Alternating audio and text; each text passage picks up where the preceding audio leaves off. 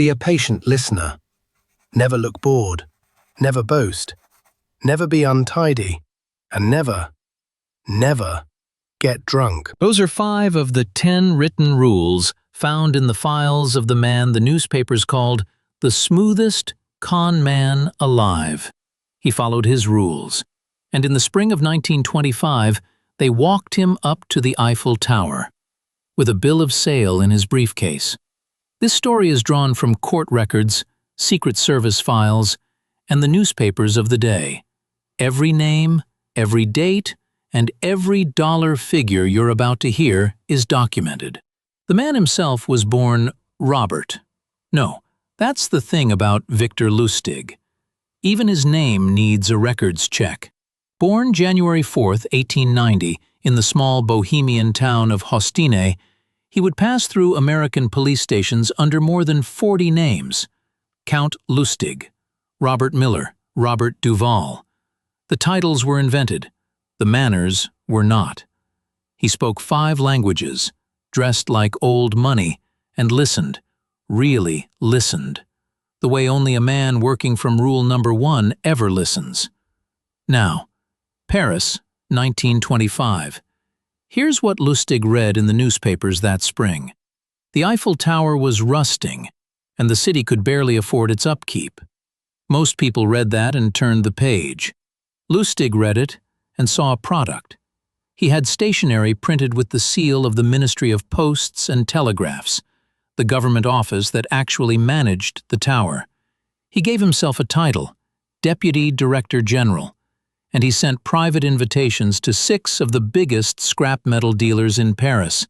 A confidential meeting, a government hotel suite. Gentlemen, the Republic has a delicate matter to discuss. The tower, he told them, was coming down. 7,000 tons of iron, to be sold for scrap, quietly, before the public could object.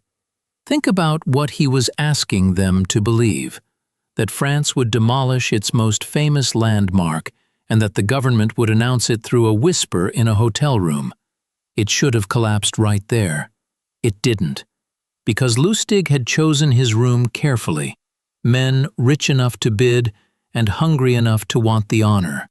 One of them wanted it more than the rest.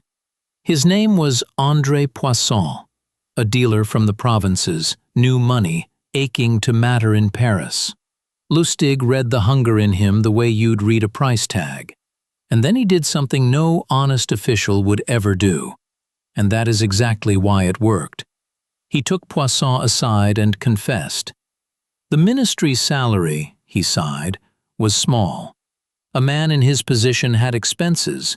Surely Monsieur understood. He was asking for a bribe. And here is the contradiction worth pausing on. The request that should have exposed the fraud is what sold it. Poisson had doubts until the corruption. Because a crooked official asking for an envelope? That was the one detail every Parisian businessman recognized as real government behavior. Poisson paid for the tower, and he paid the bribe on top, roughly 70,000 francs, handed to a man whose ministry title existed only on a printer's proof. Lustig was on a train to Vienna before the ink dried. Then he waited. For the scandal, for the manhunt, for his own face in the papers. Nothing came. Because André Poisson, humiliated beyond telling, never reported it. Lustig had built shame into the machine. The mark's silence was a component, as engineered as the stationery. Think about that the next time you wonder why fraud goes unreported. And then, because the silence held, he went back. Same city, same ministry seal, same 7,000 tons of iron. A new room of scrap dealers. But this time one of them talked to the police before the papers were signed, and Lustig slipped out of France hours ahead of the knock, sailing for America with the tower unsold. Twice offered, once paid for. In the States, he traveled with a mahogany box, 2 brass slots, a crank, a nest of rollers inside. He called it a money box, and he demonstrated it in hotel suites. feed in a genuine $100 bill, wait 6 hours for the, quote, chemical duplication, and out came 2 perfect copies. The machine worked every time, in front of every buyer, because Lustig had loaded real bills into it before the demonstration. He sold that box again and again for tens of thousands of dollars. By the time the 6-hour cycle produced its first blank paper, he was 2 states away. One buyer, a Texas sheriff, actually tracked him down to Chicago. Lustig talked his way out, apologized, refunded the man in full, in counterfeit. And Chicago brings us to the strangest entry in his file.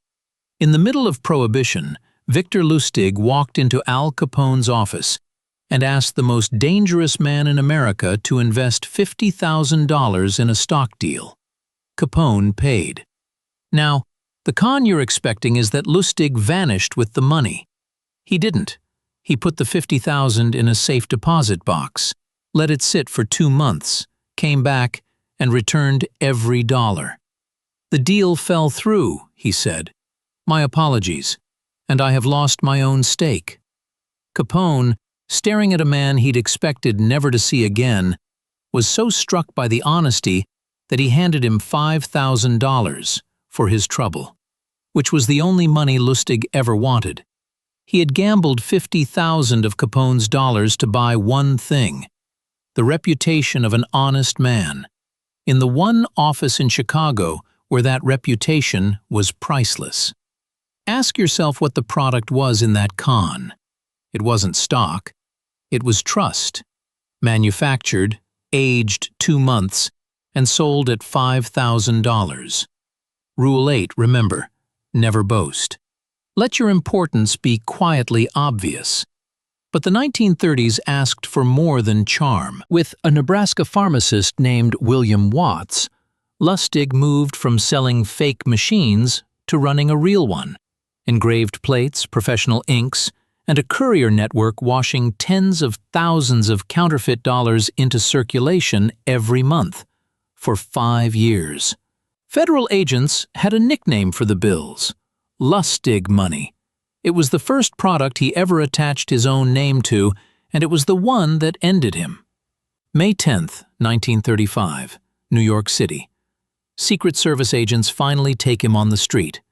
In his pocket, no plates, no cash, just one small key. Lustig refused to say what it opened. The agents walked the city's lockers until they found the door it fit. A locker in the Times Square subway station. Inside, $51,000 in counterfeit bills and the engraving plates that printed them. The smoothest liar in America, undone by a piece of brass that couldn't talk. But he had one performance left. September 1, 1935, the day before trial. The Federal House of Detention in Manhattan. Lustig knots bedsheets into a rope, goes out a window in broad daylight, and, when passers-by stare up at the man dangling off a federal building, he produces a rag and begins wiping the windows. A workman, invisible. He climbed down, bowed to no one, and vanished. For 27 days. They retook him in Pittsburgh, and this time there was no room, no suite, no audience. 15 years for the counterfeiting, 5 more for the escape. Destination? Alcatraz. The island did what no police force in Europe or America had managed. It made Victor Lustig ordinary. Prisoner number 300 was, by every account, a model inmate. Quiet, tidy, Rule 9 to the end. In March 1947, at the Federal Medical Center in Springfield, Missouri, he contracted pneumonia, and on March 11th, he died. A fact the newspapers took months to even notice.